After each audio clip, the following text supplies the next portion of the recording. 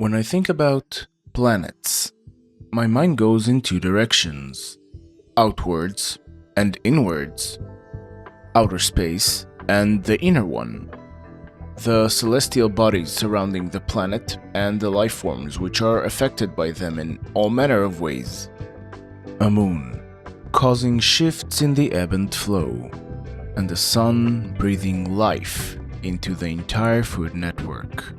I also think about how the positioning, shape, and movements of a planet affects everything.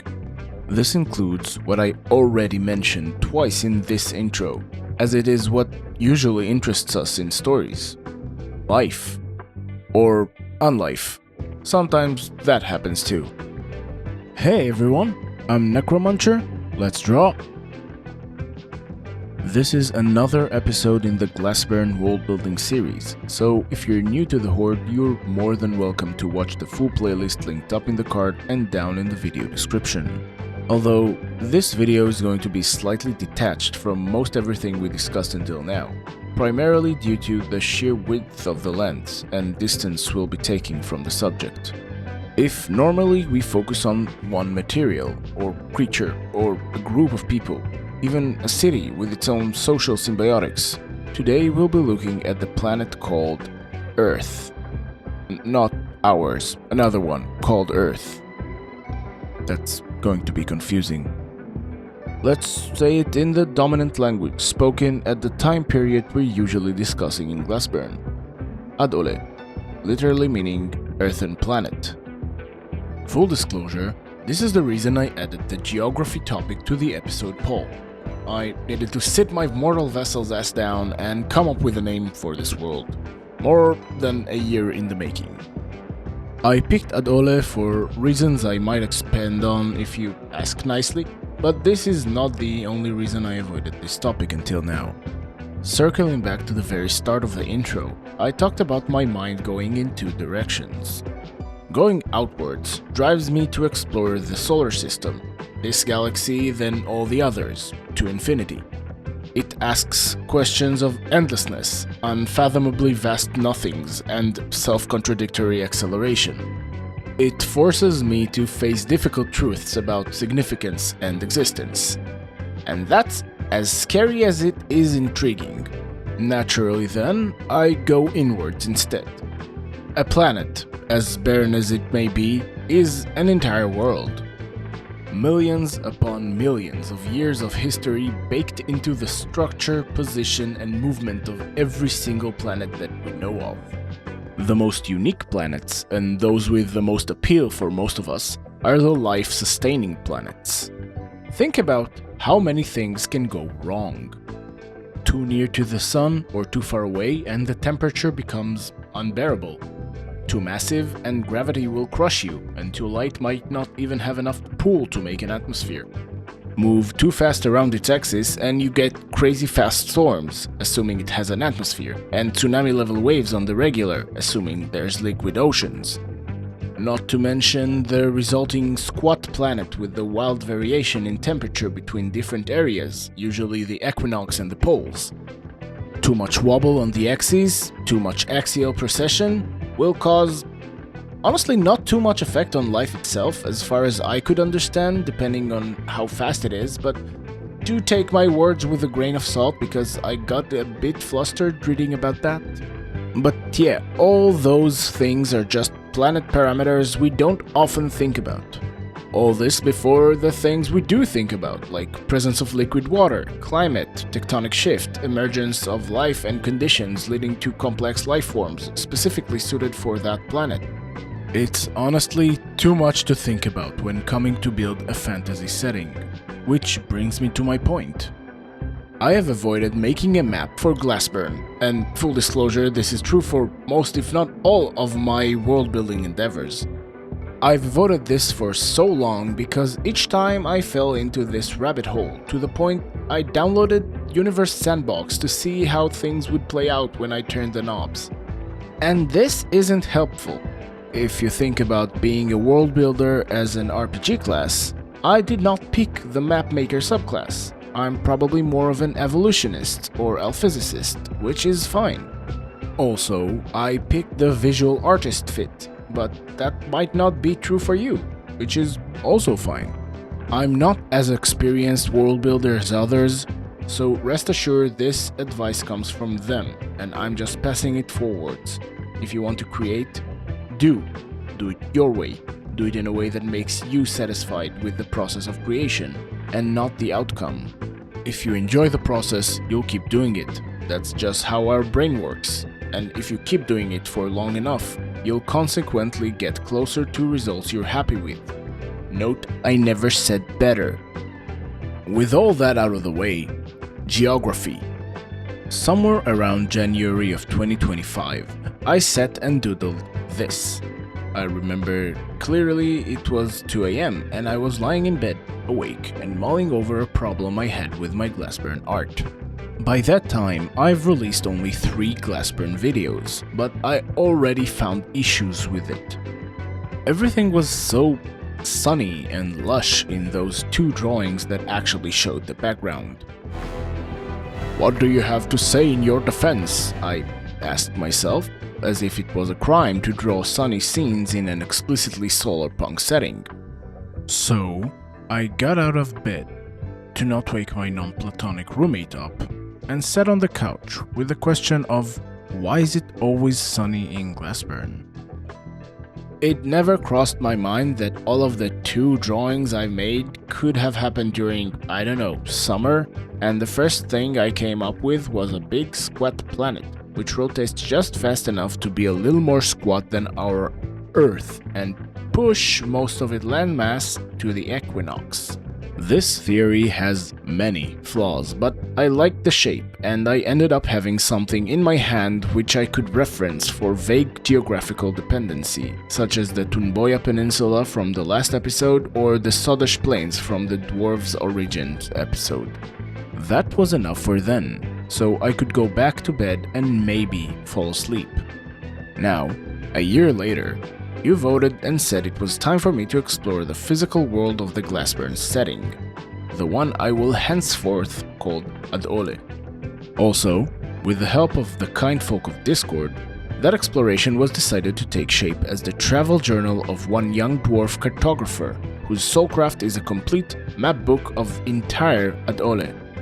This was planned to include maps and charts, coastlines, pinpointing locations, measurements, and most importantly for me as a visual artist who doesn't do well with maps, vistas.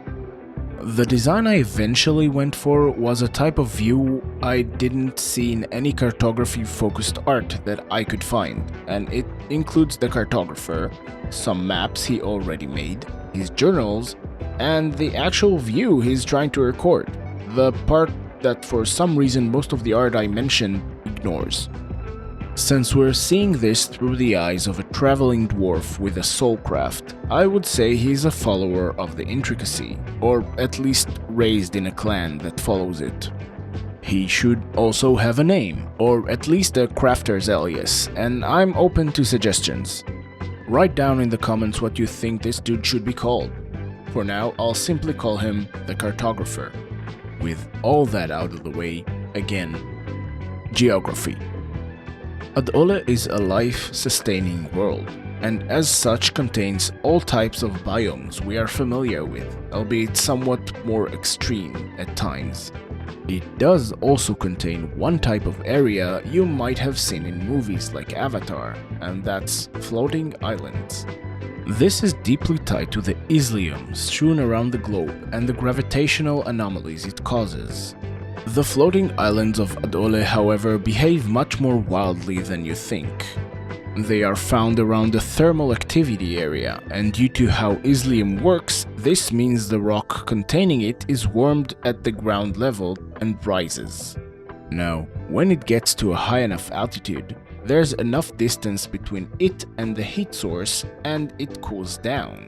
The gravity pull increases, and the giant boulder attracts all manner of particles and debris, ultimately increasing its size slightly. As it cools down, it starts falling back down to the hot crater, then the cycle repeats. In my opinion, a giant lava lamp made of floating and crashing islands warmed by actual lava is kinda cool. would definitely earn the title of a world marvel in my book, and also the Cartographer's book. But that's just one place.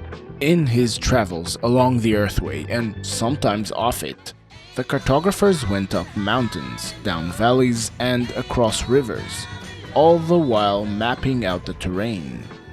He has stumbled upon a sleeping dragon in the peaks of a rocky crag, bringing back a scale fragment as proof. He has lost his way several times in a brutal desert, nearly dying of dehydration and narrowly escaping a flash flood, which ultimately saved his life. He was arrested by the elves for trespassing along the shores of the verdant island, after spending 3 days in a small boat circling the landmass. He was released only when he proved all he had drawn out was the visible coastline and not attack plans. A lonely life is that of the young and ambitious. Such is the dwarven saying. Eventually, the cartographer was no longer so young and also no longer lonely, but that's a story for another time. The cartographer is currently the most successful person in mapping the world. He is one of the only people of the land between the shores who saw polar ice with their own eyes. So let's talk about the land between the shores and the features that make Ad-Ole the way it is. The land between the shores, or Saadiems, is the name given to one of the two mega-continents of Ad-Ole. Specifically, this long strip of land, with all the small islands above it and one big one below. There is some debate whether the islands count as part of Saadiems or not, but not a lot of people care that much. The other mega-continent is named Tulutu by the local majority and named Adsueri by the people of Saadiems. That's a lot of made-up words in a lot of made-up languages, but suffices to say that the cartographer is from the land between the shores, and as such he wrote the name of the other continent as Adsueri. There are 3 more large landmasses in the known world that we didn't touch on. The first is the Ripplefish Island. That's the one that kind of looks like a stingray swimming towards the verdant island. The other 2 are the poles. They are roughly the same size, with the South Pole being slightly larger and the North Pole slightly more accessible to humanoids coming by boat or even by land bridge from the Snowfingers. One thing I didn't mention in this episode, one of many things really, is the scale. Circumnavigating the globe would take years, even with the newest of transportation technology available currently on Ad-Ole. The planet has very large swaths of untamed, almost unvisited wild lands. From forests to deserts, mountains, swamps, tundras, grass plains, and almost every type of imaginable biome in a life-sustaining planet. I said it in a previous episode and it bears repeating. There are no empires here. All of the civilization is scattered and usually caps at the city-state level. Connectivity exists in the forms of trade and communication, but reliable, long-term stable connection of an intercity settlement is too perilous and expensive to maintain. Nature rules. That's it for today. We went big this time, taking a first look at the planet itself and discovering information not available to any single character in this newly named world. I was drawn back to drawing a scene and discussing a single person's journey, but I think that's the only way I could wrap my head around this massive topic. There were a lot of words in at least 2 languages, dialects I didn't develop to any level near satisfactory, meaning that some of those words may change over time as I put a little more focus on continuity and coherence. Actually, this note can be applied to any and all parts of this setting. The project has just recently celebrated 1 year of existence and it has its entire life to develop and grow. On that topic, 2 fruits and a seed. Fruit 1. I went with my vision and didn't comply with the standard of art usually made for depicting the same subject. Fruit 2. I tackled my weaker side of world building, and in doing so started building the foundation on top of which this world can grow, as well as made one of my favorite art pieces in the project. Seed. While I am pleased with the drawing as a standalone piece, I feel my paintings became a little too samey. This seed is my acknowledgement that it's time for an artistic shakeup. A rare, hidden, never before seen fruit 3 that might partially belong to the announcement section. I started working with an editor. He actually edited this video, and in my humble opinion, he did an amazing job. So, thank you. With all this behind us, I just want to remind you I have a free to join Discord server, as well as an Instagram account, a Blue Sky account, and a brand new Glassburn Facebook page. Yes, I'm Facebook old. You're all welcome to come over and chat. I try to respond.